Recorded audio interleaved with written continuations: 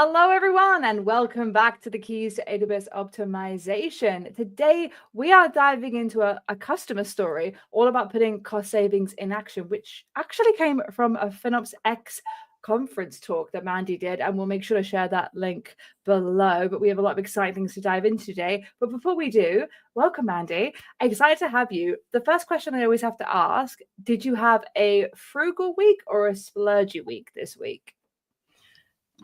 Thank you. I think I've had a pretty frugal week because I haven't spent a lot on Amazon, but I also I've only gone to the gym once and I haven't been going to bed at my proper time. So in different areas, I'm frugal. In different areas, I'm splurging this week. What about you? I love that. I actually had a couple of days in a row where I didn't have to buy food, which I feel like is ultimate frugality, where I went to an event at my gym that I volunteered at, and so they gave us lunch, and then someone had accidentally, when someone accidentally takes someone else's delivery or Uber Eats meal or whatever, and so we had a bunch of bagels, and so I had the bagels for dinner. I deconstructed the salt beef to make a pasta. I food for days. Wow. Yeah, I'm like, free food. I am too into free food. I love free food. People who know me have we've talked about before. Last week we had a whole section talking about M&Ms. People bringing me M&Ms. So I love doing that. Got a couple of questions and prompts in the chat. Joining from Peru, which is very cool. And this is my favorite show. Oh, thanks, John. It's finally a frugal week, but it's not over yet. It's very true. Keep those questions posted in the comments. And one thing we were also talking about before we came on is that I am due an Amazon delivery. Now, this happens. Folks have seen and heard my doorbell go many a times. So I had a quick poll for the audience. So do you think that I am going to get my Amazon delivery while we're streaming? So one for yes, two for no in the chat. Drop that in there. Of you think, I think I'm definitely going to get it. What do you think, Mandy? I'm going to hope no, so that I'm not left to entertain live. Yeah, just so you, I would just run off there. Ironically, I was saying people were saying yes, of course. I feel like it always comes at the wrong time. So yeah. I was thinking this morning, I was like, what if a maintenance guy comes to my apartment right when I'm live and I can't be like, don't come in. Yeah, sorry guys. So for Amazon, for you have to pick it up? You have to open the door and get it, or? No. Sometimes they drop it here, but I'm in a block of flats, so it means that I have to buzz them in. So they normally find their way in, but yeah, that's what my concern is. You need to put a sign on the door that says streaming live. Yeah, do not come in. Brilliant. So let's get into it. So welcome everyone to the Keys to AWS Optimization, the show where we share stories, concepts, and solutions to help you unlock your spend at AWS. My name is Steph Gooch. I'm a senior SA advocate here to help you on your FinOps journeys. And with me today is Mandy. Mandy, do you want to do your 1-minute origin story and tell everybody kind of what you do and where you're from at a high level? Sure. I am Mandy. I am a cloud automation engineer at Verint, and I work on a DevOps team inside the cloud bubble at my company.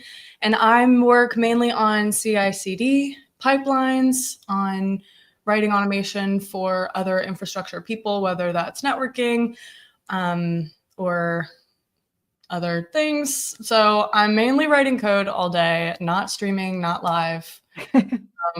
But yeah, I like technical things and making manual processes easier. I love that. I feel like manual back in my day, I was like, don't say that word. It's a bad word. We need to automate as much as we possibly can. Someone's also put, you needed one of those red light things outside my door for in case I get an Amazon delivery saying I'm streaming. I like that. Let me see if Amazon has one. Get that, and then it would happen delivered in the next session, which would be fun. Yeah. So today we're going to talk a little bit about the story that Mandy presented at FinOps X, which is about how they used Cloud Custodian and changed it a bit to do their job, to clear up a lot of wasted spend and set up some automated processes, like we said. So throughout, please put any questions, comments in the chat, and we'll do our best to answer them. Also, if you want to get in touch outside of the show, please feel free to email costoptimization@amazon.com.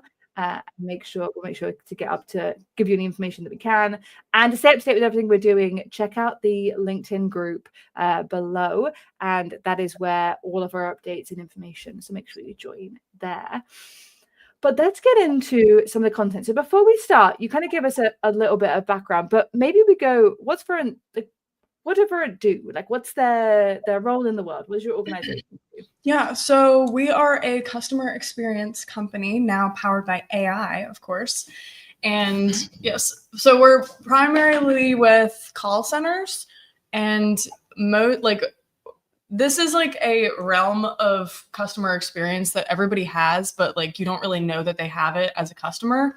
So like when you call a company and you're complaining about something or you have a question and they say this call is being recorded for whatever, it's Verint who is recording that call and then offering the company solutions real time to make their customers happy. So we've got different bots. One is like a real-time transcribing bot, that's AI bot, and it is helping the customer representative help you. So it's saying, hey, she sounds a little angry. In previous calls where things have gone this way, this has been successful, try this. So it's speeding up that process for everyone involved. That's like one thing that we do. We also do like, social media. So like, sure, YouTube comments, like we're seeing here. It's like, instead of going to one person's account, it'll go to a listserv. And like, you have to like pay for the API to do that. And Verint will do that for you and set all that up. So, yeah. Cool. Someone's put recorded for training. Like, I always say that when they're like, this will be recorded for training. So as soon as you said that, I was like, oh, okay. I never really thought about the behind the scenes process, like who does that, but that's pretty cool. So live, they would get feedback being like, oh, this is what's happening. Maybe try this kind of technique or focus on this, which is interesting. Every time I speak to customers that do like not the standard one, obviously when we spoke to someone like Sky about Taylor Swift, I knew about what Sky did because they're just like someone that exists in my world. But there are these companies that do the background stuff. Pretty darn cool. And so your day to day, you mentioned kind of your job is kind of getting involved coding, CI/CD pipelines. When you were talking about this talk for FinOps X, what was your day to day look like in that kind of world? And how did you even get involved with that FinOps team at your company? That's a great question. So I got involved with FinOps because I started deploying Cloud Custodian, and I was active in the Cloud Custodian Slack. And so the Cloud Custodian guys kind of were like, hey, you should look into FinOps because this is like FinOps and you're doing good things here.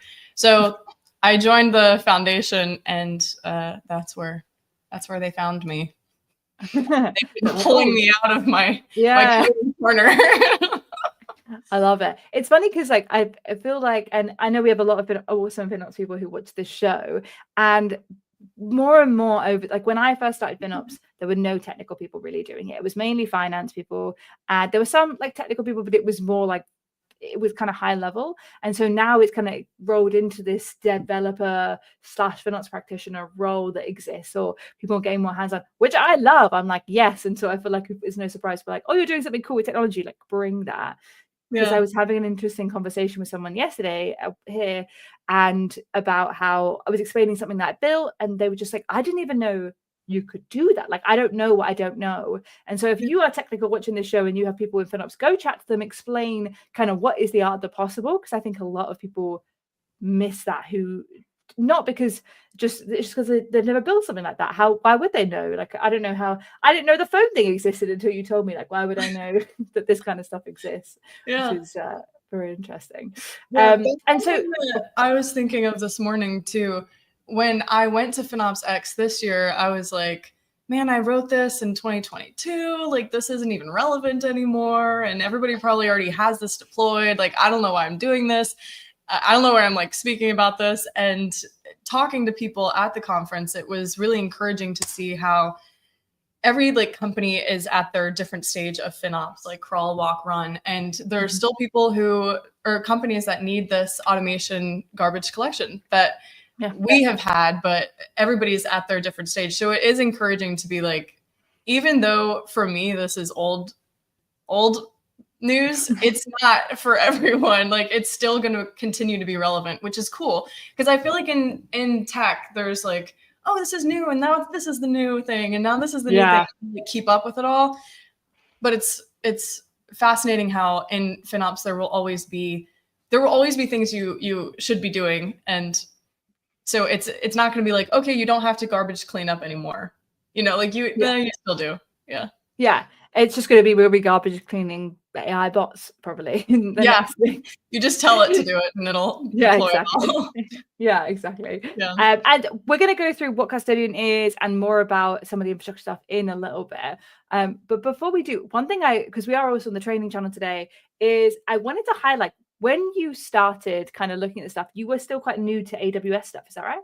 Yeah, I was new. I like didn't know what an EC2 was. I was like, what's that? What's an EC3?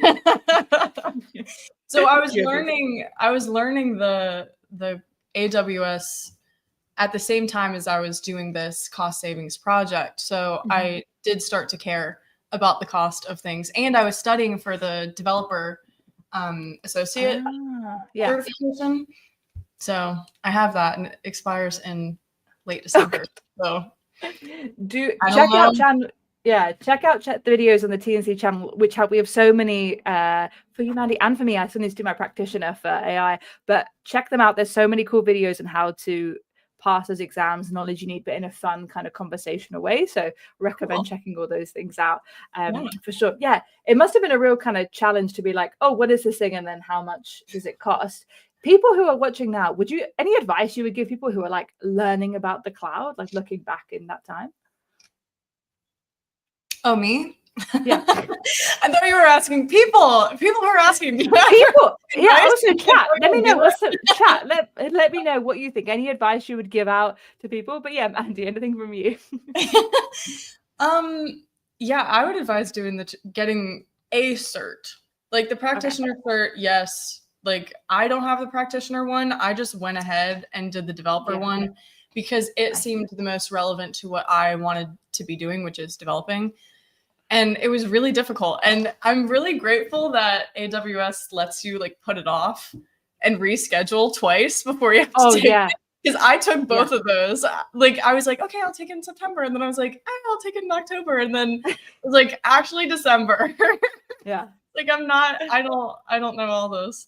It's very rigorous, but doable. And it makes you work hard and it makes you know the stuff. So after training so hard to get that cert, I was very well equipped to do my job today. So I'm grateful. Yeah, good. I remember doing my very first cert, and it was back, like I first started my job. I was thrown into the Cloud Ops team. I get like you didn't know what an EC2 was. We didn't even have Lambda then. And I was saying this the other day, I felt really old. And I was the first graduate and the first woman to ever get the cert at KPMG. It was so new, and I was so nervous because people who were like much senior than me were finding it hard, and I was like, oh. And I just remember I was just studying all the time, and I just come from uni, so it was easy then because I had the like university mindset of like how you study. Now I'm just like, what? I have to revise. Like I did it. I think not last year, the year before, I redid my SAA, and I now have to do the Gen AI practitioner, and I'm just dreading it because when you get into it, it's like really enjoyable. You're like, oh, this is cool. And then the exam day, guys, I'm stressed. Like I don't like them. I get really anxious. But the rest of the time is fun. And someone's put in the chat, learn the basics first and build on top of that. Yes, agree. Anybody in FinOps, go and learn what this stuff means. I recommend the practitioner one. But kind of building up that knowledge is super key to understanding like the price stuff. And kind of from that, you were talking about kind of doing the dev work that you do and then working with like FinOps people as well, doing FinOps work. How did you find the kind of swapping between those worlds? Did you see a lot of kind of discrepancies between people talking about it, or did it seem really obvious when you were talking about those things? Talking about what things? Just like when you were diving into FinOps itself, were you seeing that developers in general, or the way you were looking at it, was different than maybe people who cared about money in the company? Yeah. So I was certainly finding that the cost wasn't necessarily important to developers and to the planning process. So like FinOps talks about, like it wasn't really something that we talked about other than this cost saving project of cleaning up things. So the like Cloud Custodians, they talk about shifting left, and that was one of the initiatives when I was also working on this project. But I guess I saw the reason for needing to shift left when I first got into my company almost 4 years ago, and seeing the state of our cloud and seeing the need to shift left because things were just deployed because people just went to the cloud and did the things, but without really. And I think that's also just like knowledge of the cloud too. Like that's kind of why we're here with FinOps, is the cloud is different, and it's what makes it good is that you can save the money, but not if you're just lifting and shifting. Like it does need to be different architecture. Yeah. Thinking about the options that we have is crucial. And you're right, people don't, because it used to be very simple, the old model versus the new model. But also, we're not like shown. It's not like when you buy something on Amazon, for example, and you're shown before you click, yes, I want to buy it, there is, why don't we do that? I feel like that should be a feature, but I feel like some people would just ignore it anyway. But you're shown like that numerical figure well, I know why we don't, actually, I'll go back to that, but we're shown a numerical figure because it's a flat fee. We know that if I buy, what did I buy? A new set of headphones, they're going to cost me $20. But the thing is with cloud is, it might cost you $20 if you have this certain parameters, but it may only cost you like $1 because you might only have it on for 5 minutes. So it's impossible to do that, which is why we have to wait and do these predictions and things like that.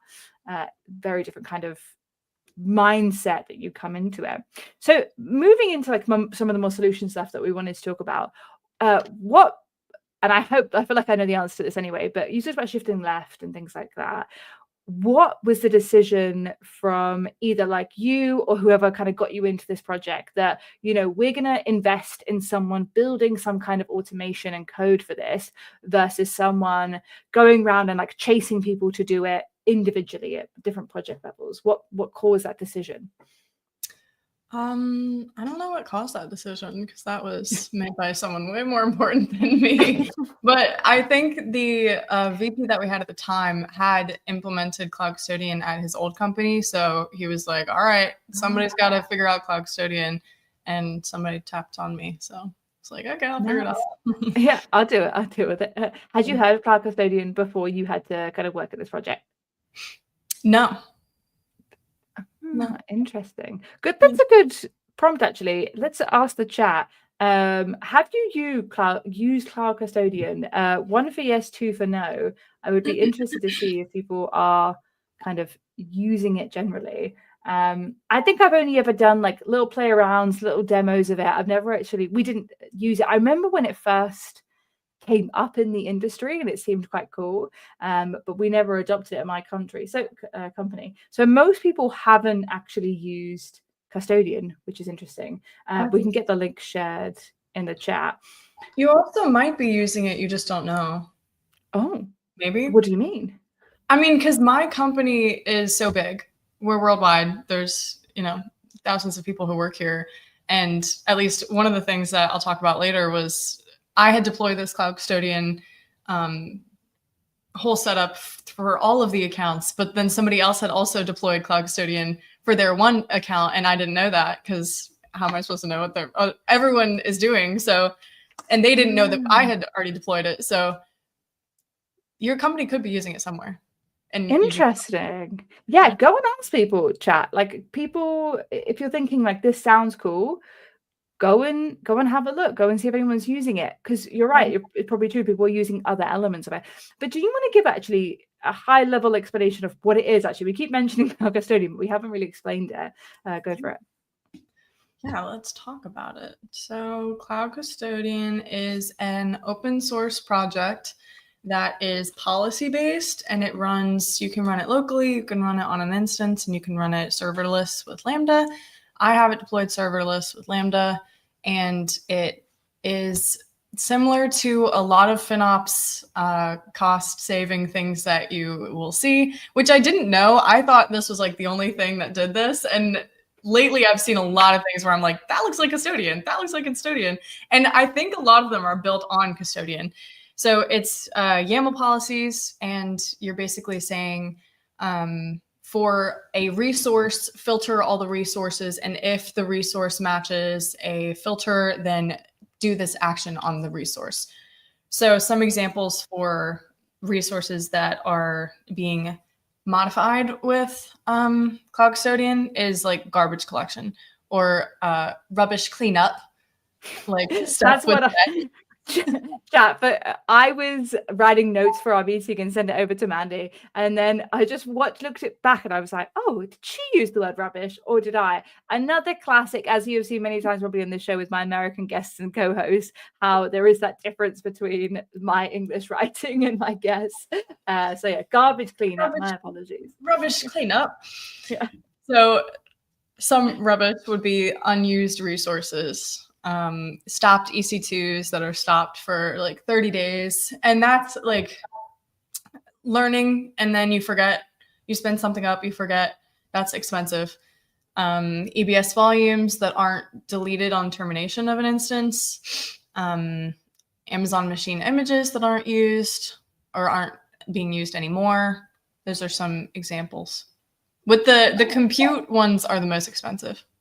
Yeah. And let's we're going to dive into some of those kind of things, but keeping on like Cloud Custodian elements to it, you choose, just to like clarify, you choose like which policies you want to enable, right? So they have a kind of menu of ones that you can set up, and then you can enable different ones that are relevant to your business, right? Yeah, they have example policies, and then you can write whatever policies you want. So you can kind of create the ones that you did. So the ones that you were mentioning, those kind of cleanup ones, did you write those, or were they kind of ones that already existed? I wrote these, but these are like these are basic example ones that I like added some tweaks to. So yeah, when you deploy it, you'll probably not do everything out of the box. You'll have certain tags that you don't want to include these ones, and you want to have a exemption tag just in case something is really important and you don't want to delete it even if it's not being used. So things like that, where it's like you're deploying it, you're going to modify it before you deploy it. So I wrote some, but it's just like nowadays you just ask AI to write your policy and it'll do it. Like it'll figure it out. Yeah. Another episode we should do. That's very cool. Yeah, the tweaking, because everyone's going to have their own, like you said, tags, their own things. Like you said, 30 days for the EC2 cleanup. Maybe some organizations are like, no, 2 weeks. That's all we need. Or it's going to be 6 months. It depends on that. And that customization will allow you to be more flexible. So go and try one. Of the ones that you mentioned, EC2s, with EC2, like you said, they're often the most savings that can be found with compute, but they have the most quote unquote risk, because people are like, oh, something could be set up on an instance. That's how the world looks at them. They don't look at them as this could just be something that someone created as a test and there's nothing on it. Which one of the kind of policies do you think is probably the lowest risk one that you would recommend people set up if they're like trying things out? I think EBS volumes, unused EBS volumes, because those are expensive, and you can always like dry run it and just see what's in your system and see like, oh wow, we've got hundreds of these and their instances were deleted so long ago. But at least for us, and for a lot of people, the volumes are quite expensive. Yeah, for sure. They're especially when you're not using resources. That's when they become this expensive concept, because they're rubbish. yeah, they become rubbish. And it's like, why are you paying to store something that is not going to be, you're not using? And then what do you guys classify as unused to get into it? Is it the fact that it's unconnected, or is there any kind of other metrics in there that help define that? Yeah, so like EBS has attachments. That's the variable that you would check. EC2 is whether it's on or off or stopped. AMI's whether it's, I don't remember, registered. Yeah, no, something else. Something. AMI, whether it's used in some way. Now some services have like a unused value where it will show you, and then some you have to check. Okay. Like, What ones that you like is attachment. If there's no attachments on a load balancer, clearly that's not being used. Yeah, it's interesting. Ones like ELBs are fascinating because I feel like sometimes another one is like if you have healthy things attached. So there's often people like, especially when you're developing or testing or like you said, learning and you're building stuff up, you might have set up an ELB to connect to your instance, but if it isn't configured properly, it will show that there's nothing healthy about it. And so that could also be a flag. And that's when we bleed into this world of not just cost optimization, but checking if your infrastructure is set up correctly. We talk about incomplete multiple uploads all the time. People hear me talk about this. And whenever I try and configure the rule, I often give it like a week so that people can actually see data if it comes up, because it might highlight a bug. So it might be something that's an issue with your service that you are producing, you're doing something and it's timing out or it's not connecting. And the amount of customers who I flag this incomplete multiple upload bytes issue to are like, that's weird. There's a Lambda function that goes into that should be dropping in files and it's not working, and they kind of notice this. And we've got a quick question, which is, were there any resources you tried to include but encountered issues when automatically deleting when you were doing it? Yes. Yes, Cloud with Strife. Thank you for your question. I appreciate it. Were there any resources you tried to include but encountered? So some resources have like deregister protection, like an AMI has a deregister protection, or instead have termination protection. Am I back? Yeah, you're back now. I lost you for, but I am back. So if a resource has like some kind of termination protection, then that is an issue, at least for Cloud Custodian. So and I've only seen this in one account. Okay. And because we've got a exempt tag that we put. So if you don't want Cloud Custodian to clean your resource, you put the exempt tag on the resource, and all of our policies would exempt those resources that have that tag. So in this one case, the resources had, like, it was an AMI and it had a deregistration protection on it. And I just let them know, like, hey, if you don't have the exempt tag on it, it will get the termination protection removed, and it will be removed. So I just added another policy where if it had all the original policy and it had the deregistration protection on it, then change the deregistration protection, and then that one ran before the other one, and then the other one could delete it. But that was more of a, like, yeah, if you wanted to keep those, you could just ignore them if it doesn't work too. But yeah, in this case, it was more of a, like, I don't know quite why they were deploying them that way, but I'm sure they had reasons. But there's a tag for that. So yeah, people always have a reason, whether it's a good reason or there's reasons. I'm sure I've got reasons for things, and they're not always good reasons. I know. Exactly. And I think I think RDS might have a delete protection as well. So the few services that fall into that category, but good to know. But yeah, they're doing the good thing about those tags is, as maybe that's a good question. So when you were rolling out this Cloud Custodian and starting adding in the cleanup concept, how did you tell people that you're like, okay, if you don't want this to be cleaned up, tag it with this thing? What was the, like, messaging like? How did you share that information? I didn't share the information. My manager took care of that, and he spoke very kindly to everyone. and he's good at saying, hey, this is what's happening, so take care of it. Nice. Well, in that kind of also answers the question, and like it wasn't you. So a lot of people, I feel like when they're in the FinOps world, if they're the one person in FinOps, they feel like they're having to have like a giant megaphone that shouts to everybody and everyone has to listen to them. And it's quite hard because you're already seen as someone who is annoying because you have to tell them to stop doing stuff and they can't just spend all this money. So it's like leveraging someone else who has like maybe more power, like a manager, or even has that kind of relationship with other teams, I feel like is something way more valuable. Like you going in cold as a stranger, as someone who doesn't know these people necessarily, or is, like I said, someone who may not like is one thing, but someone who's like a leader or seen as a respected technical person, if they're bringing the message, it's so surprising how easily it is to get them to make the change. So that's a kind of a great tip there. If I reach out to anybody, they'd be like, who are you? And leave me. Who are you? Yeah. Yeah, exactly. They're like, stop telling me to do my job. Like that. And that is true, because sometimes I've seen as well, like sometimes people in FinOps are sometimes more junior. And so you need to lead on that.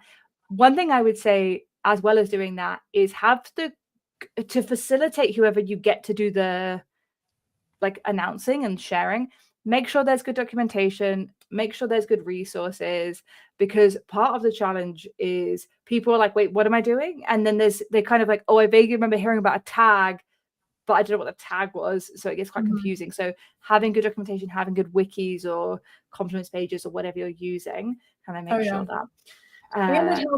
The documentation helps. Even today, when I'm like, I don't remember what the policy was. What, like, was it 90 days? Was it 30 days? I just send the link because the documentation's right. I wrote it back then. It's still in deployment. I'm like, here are all the answers. So I don't have to write it out when people ask. It's like, here's all of the pages that are written on this. Yeah. And that is so true. Now with AI, documentation is so easy. Like documentation is up there with like public speaking. For me, at least as a developer, I'm like, no, please, no. But now AI, I just say like, hey, look at this folder and write up a README. And then I fix it when it's wrong on things. But it's so easy. I love that. And look at you. You spoke of FinOps Actual speaking on this live show. You know, it's doing a good job. You're doing a good job.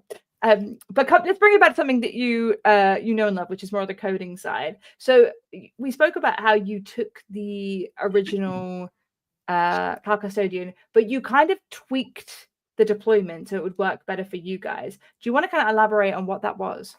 Yes. So the default deployment of Cloud Custodian is per policy, per region, and per account. So there's C7N org, which you can write down.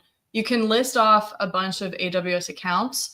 And when you run custodian run, it will deploy in all of those accounts. And then you can say region all, and it will deploy in all regions in all those accounts. And it will deploy each policy in its own Lambda function. Oh, wow. So that's a lot of Lambda. A lot of Lambda, which is fine because Lambda is one of the cheaper services in AWS. But we didn't want to deploy it that way because we have over 100 accounts and we've got a lot of people, and we didn't have Watchtower at the time to make sure that nobody messed up the cleanup resources. So for reasons.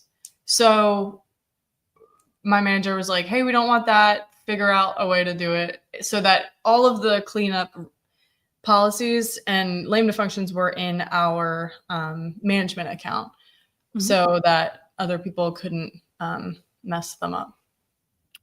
Interesting. Because as soon as you start saying all the regions, all the accounts, like when I was a customer, we had over 500 accounts. And so that's a lot of management to deploy, which makes sense as well. It's central. We moved to more of that model on a bunch of our security stuff too. It's like having it in one place. So would then the Lambda function reach out to all those accounts and do things? Is that it? Yeah? Yes. And that's the tweaking that I did in the SDK. And even this morning I was thinking like, putting this project together took me like a couple months, but now with AI, I could just clone the SDK and be like, okay, Q, check this out and make it so that it will assume a role instead of keeping the default session. Because like that's what I did. I made like 3 different tweaks, and it would probably be so much quicker and it would probably like work, but I wouldn't know. Like if I had AI do it, I wouldn't be able to be like, oh, this is what I did. So yeah, it's so true. And guys, we love Q, we love Kiro. We love Q. It's great. We did 2 episodes on it last 2 weeks, and we're gonna do more. So it's gonna get on board. Yeah, it's smart and it's dumb. I find there are things that it does that I don't agree with, but I will say if I'm just gonna shout this out as well. Where's my page? I've lost my events page. We're doing, for those who remember, we're doing a 5-episode live stream about Amazon Q. So if you want to sign up to this, check out this on the TNC training channel. This is going to be a great way. We're diving into more customization aspects to it and good prompt engineering for this one. But the last episode we're doing customizations, which I think is going to be really relevant.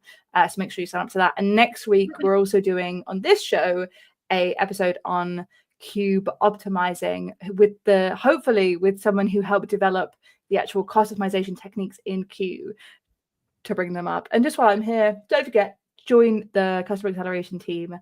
Links in group, stay up to date with everything. Oh, and also, guys, if you didn't know, we have a landing page. This is new on Builder Center, which is pretty cool. But one thing I want to do is I produce, after every one of these episodes, I create a show note of it with a summary of the amazing things my lovely guests have said. So make sure to scan that QR code or check out the Steph Gooch alias and follow me to be up to date with all of the cool content that we produce. Check that out. And click the link above to watch the next video.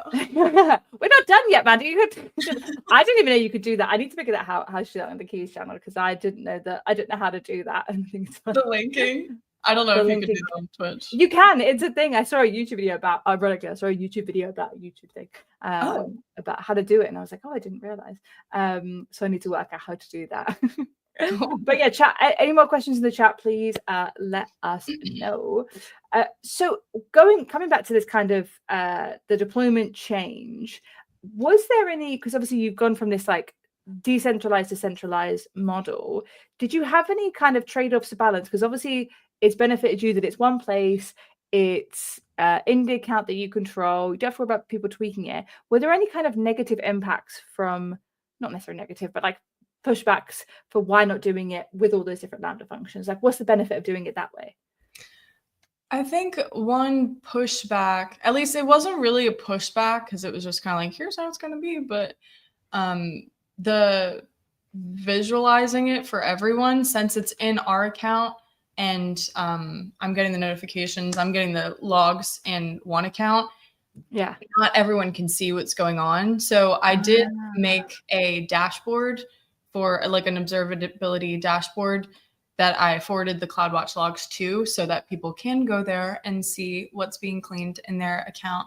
But yeah, they could use CloudTrail if they have access to that and see like the role that Cloud Custodian assumes, which is in all of the accounts, and see that that role is doing things. So, but I think the visibility would be a more downside, but a lot of the garbage collection, people don't even know that it's happening because like they're not using the resources anyway. So yeah, there's not a lot of, hey, what's happening? It's just like silently cleaning and saving money in the background.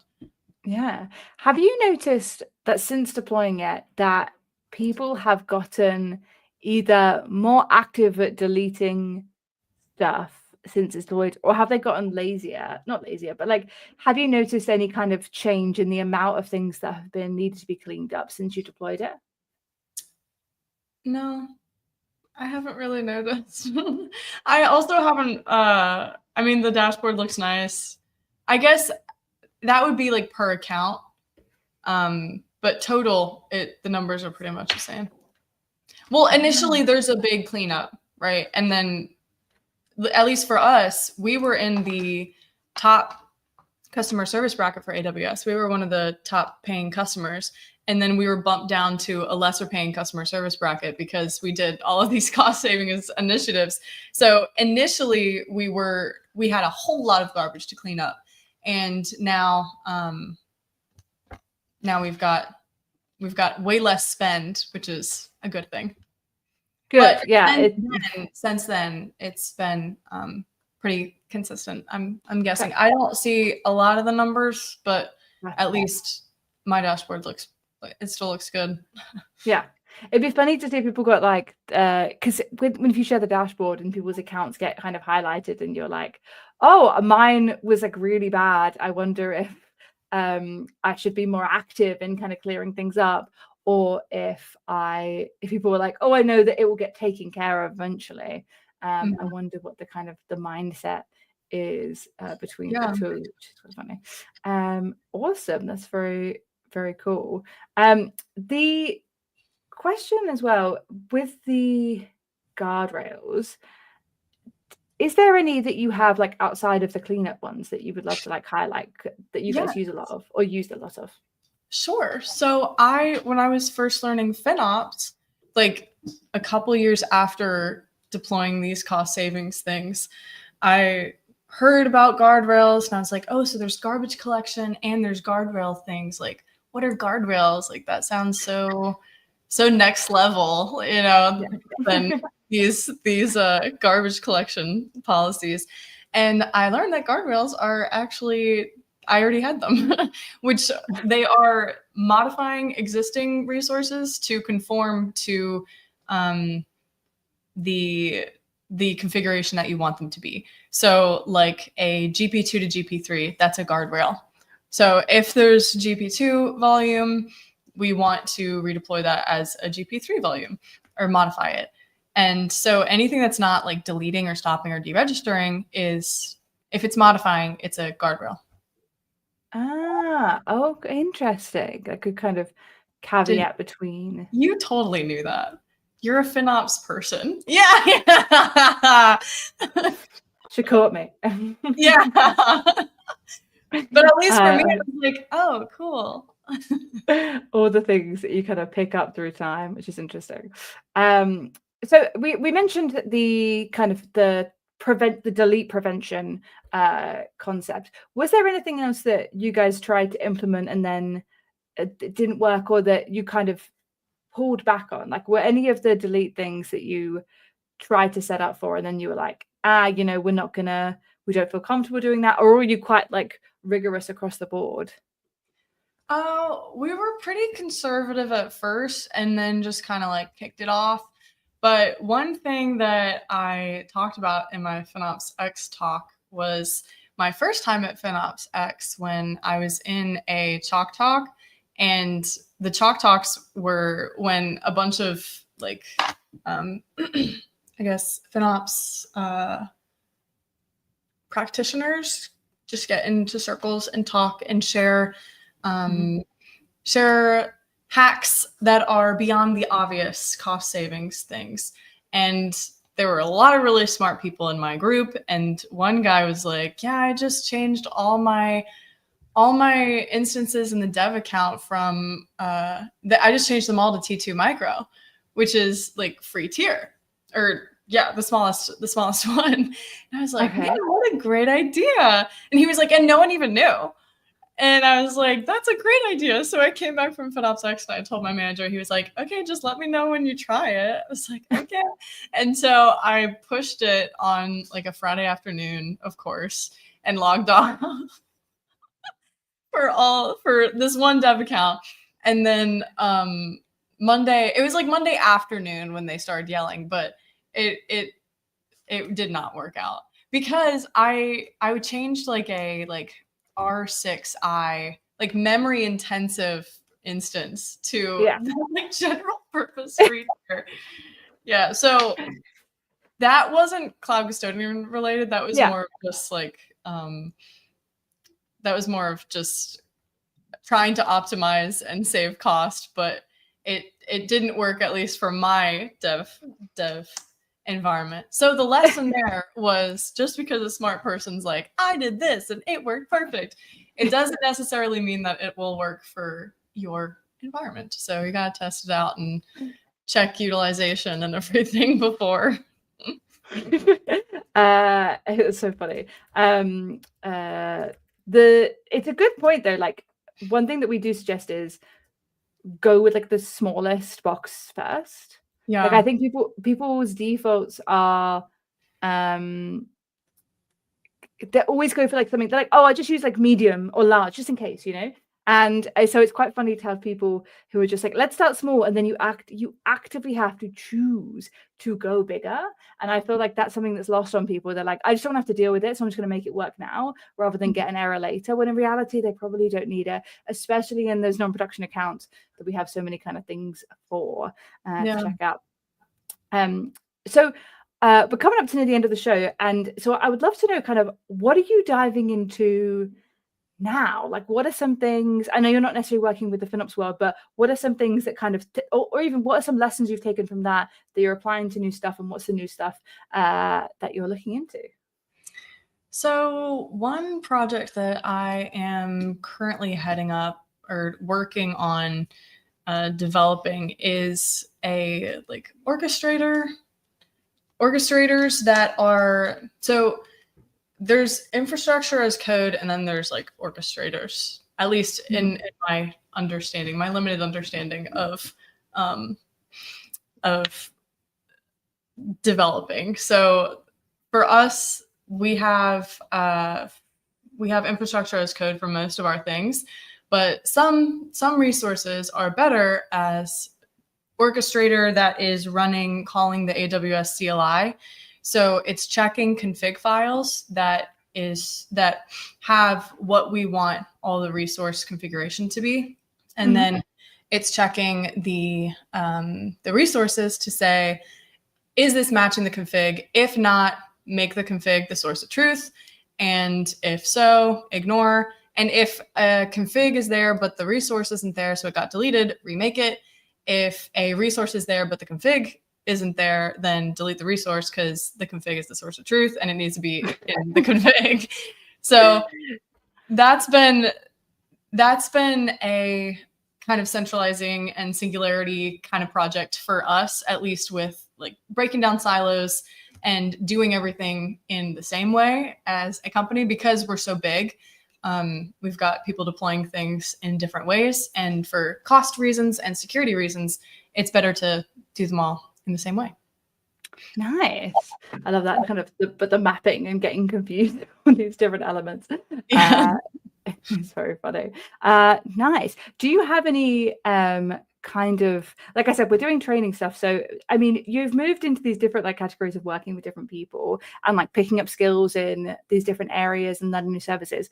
Do you have when you kind of start with a new project, I'm just intrigued now, because going into your like developer mindset, it's not often we get into this kind of thing. So I'd love to know, just like generally taking a step back out of this specific conversation, how do you approach starting a new project? Like, what kind of things do you make sure that you have before you start, or do you have any certain processes that you work with? I'm just intrigued now. That's a great question. And you probably have a good process to share as well, as your projects are different than mine now, but they used to be very similar. Yeah, I guess the first thing I think is, do I understand the point and like the necessary requirements of the project? Because at first, at least when I first started as an associate engineer, I would just be like, okay, you need this, and I would write it up, and then I wouldn't really understand how it fit into the big picture.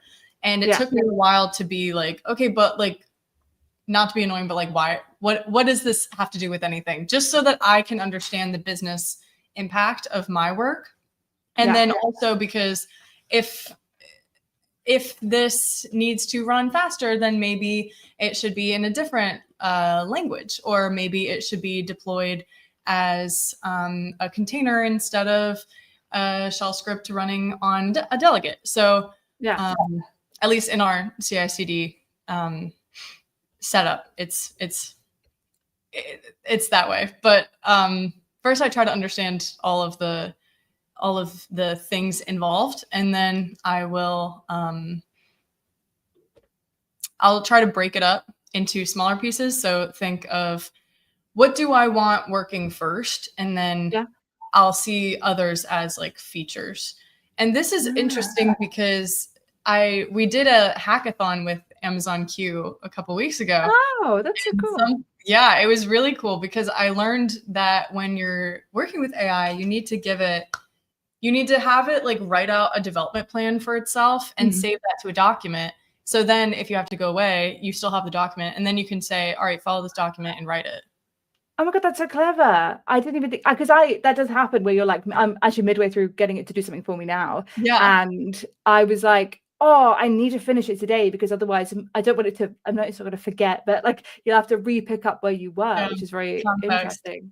But yeah, I love the, I need context. The point about like asking what the goal is or what are you trying to achieve, I think is sometimes a very specific thing people don't ask. And someone said this to me and they were like, what's your success metric of an event we were doing? And I was like, oh, I don't know. I hadn't really thought of it in that language. And once you start to think of it like that, you can work backwards, which is a classic Amazon technique and a general technique to figure that out. But I like the idea of have like minimal, I've heard the phrase minimal lovable project, which I think is a nice way of putting it rather than like modifiable. And to get that first bit, and then you're kind of breaking that in to next steps, like how do we get something that's working and then how do we build upon it to make it better for more users and things like that. But also the planning thing with Q, I've never heard of that, so shout out the Amazon people that taught you guys to do that. It's so funny, the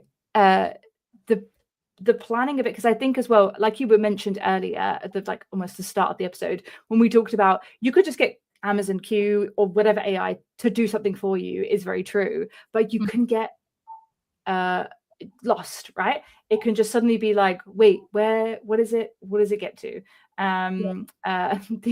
You can start to find yourself in a place where you're like, what does this code even do? And can Q explain it back to me? And it's probably Q's gotten itself confused. If you caught our episode last week, it started changing the stuff. We were like, what's broken? And it was something very simple, but because it changed too many things. Yeah, it was live, of course. And if anyone did watch last week, we did get it done. I posted a little clip on LinkedIn, so make sure to follow me on LinkedIn to do that. Good. Yeah, the nice thing about having it write to a document is that you can go to the document then, like just a markdown document, and write the right thing in. So you don't have to like talk to it again and be like, no, not this, do it this way. You can just write, like take the shell of what it gave, fix the wrong things, and then it's got the right things in there. Yeah, that's a good point if it's gone off. And also, like, I'm assuming you can edit, so you can always be like, oh, change this or like make these tweaks. The one thing that I found recently, someone has suggested, Catherine, shout out Catherine, in our team, was like ask it to ask you questions. Have you done that? I haven't. I don't really want it to ask me questions. Well, for example, if I'm like, make me a Lambda function that does something, if it then writes it in like Node.js, I'm like, oh no, how did you not read my brain? I meant write it in that Python. And then it's suddenly like, oh yeah, here's this. You're like, oh no, I meant put it on a Graviton. And oh, can you make it this? And so if you have some of these things, it often is smart enough to say like, well, what language would you like? Or what format would you like? And then what that does is rather than you have to make it do the whole thing again and utilize more energy and you're using more tokens and more tokens in, more tokens out to get all this stuff back, then you're wasting all that versus the first time you're getting it right the first time, and so it makes it a lot smoother. So everyone, I recommend next time you work with it, like ask it to ask you questions, like give it a try, Maddie. It's honestly has changed the way I've dealt with Q, because it's just asking me these questions that are like I hadn't even thought of, but clearly you're like, I'm not sure, this is what I would do, but would you like it? Yeah, that's a great idea. And I've had it at the, like, I'll have it write a development plan, or at least when we were doing the hackathon, and I had to do something after that, but it had like a question section at the bottom where it asked questions, but some of the questions were just like, that's not relevant. Like, I don't care. Yeah. It was like, oh, but what about this? And I'm like, I just ignore that.